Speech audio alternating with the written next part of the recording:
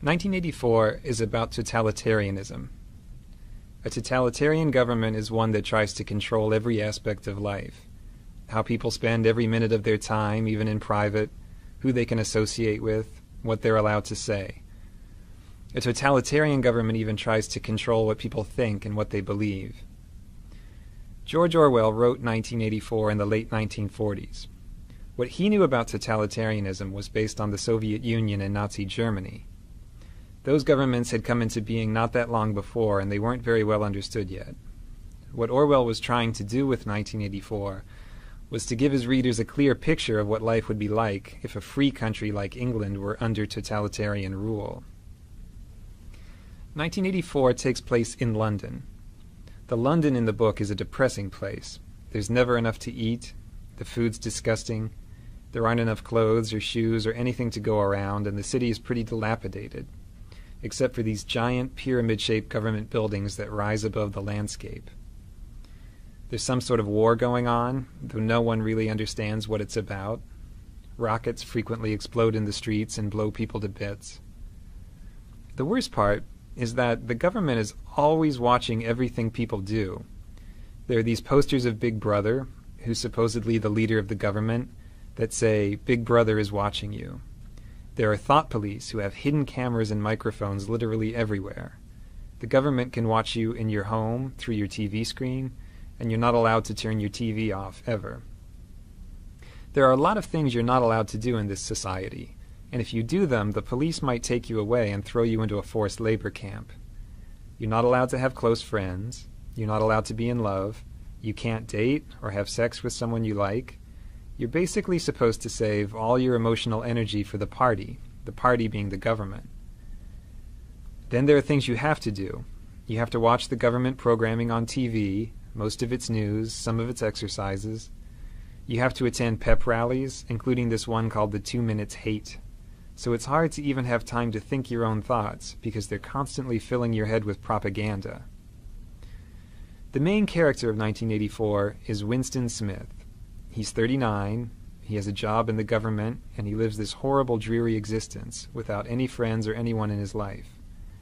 At the beginning of the book, he starts writing a diary to talk about how much he hates life in his society, even though writing a diary is one of those things you'd be killed for doing if you were caught. The diary is his place for thinking about his society. It's a place where he tries to imagine if life could possibly be different from the way it is. There's no way for him to know if things were ever different before, because the government has changed all the records of the past and rewritten all the history books. At the beginning of the novel, there are two other people who matter to Winston, and he doesn't even know either of them. One of them is Julia. Julia is this attractive young woman who works in the same building as him. She's some kind of mechanic.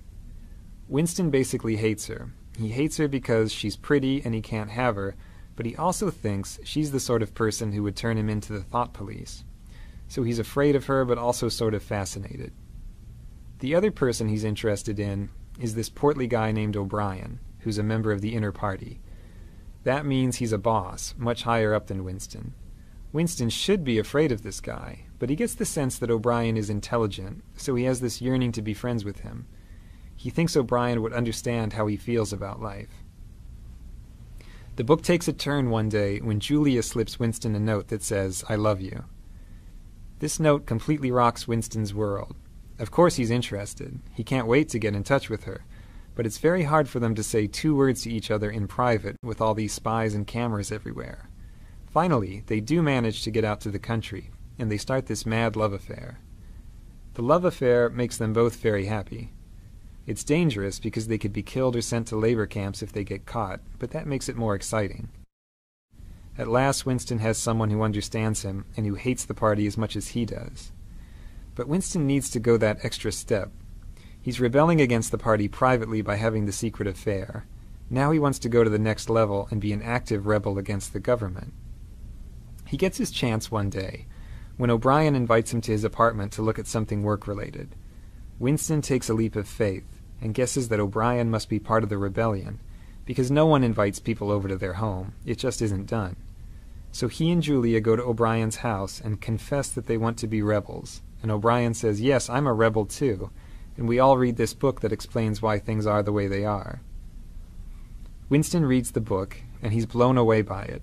Unfortunately, right after he reads it, the thought police bust in and arrest him and Julia and carry them off to the Ministry of Love to torture them. So we learn that O'Brien wasn't a rebel after all. He just wanted to catch Winston. In the Ministry of Love, they torture Winston in all sorts of horrible ways. They break his bones in his teeth, they use electric shock, they starve him, and on and on. He tells them everything he knows, he confesses to everything they ask him, and he tells them everything he knows about Julia. After torturing him over and over, O'Brien finally tells Winston what it is that the government really wants.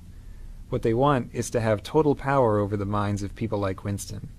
They want people like Winston to say 2 + 2 = 5 and really believe it, not just say it to avoid a beating. For the government, it's purely an exercise in power. They're not trying to control his mind for some other purpose. They just want to exercise total power over people's minds. They finally do break Winston completely, in this place called Room 101, where they do whatever it is you're most afraid of. They lock his face into a cage and threaten to let these rats eat their way through his face. He has a phobia of rats, so he loses it and says, "Do it to Julia, not me," which is a complete betrayal of what's most important to him. The government has taken his last shred of integrity. After he does that, they let him and Julia go. The thought police don't care about them anymore. The two of them meet on the outside, but they can't love each other anymore. Winston and Julia are basically broken people after they get out. Winston has changed to the point that he doesn't even want to think about anything that might be rebellious. He just sits in a cafe listening to the news and smiling. The last words of the novel are, "He loved Big Brother." So, one of the points the book makes is that a human being can be broken down completely until he'll believe whatever you tell him, even if it's that 2 + 2 = 5. At the same time, the book has a positive message, which is that it's really hard to get inside someone's head to that extent. The government has to go to incredible lengths to brainwash Winston successfully. For more information about 1984, check out the SparkNote to it on sparknotes.com.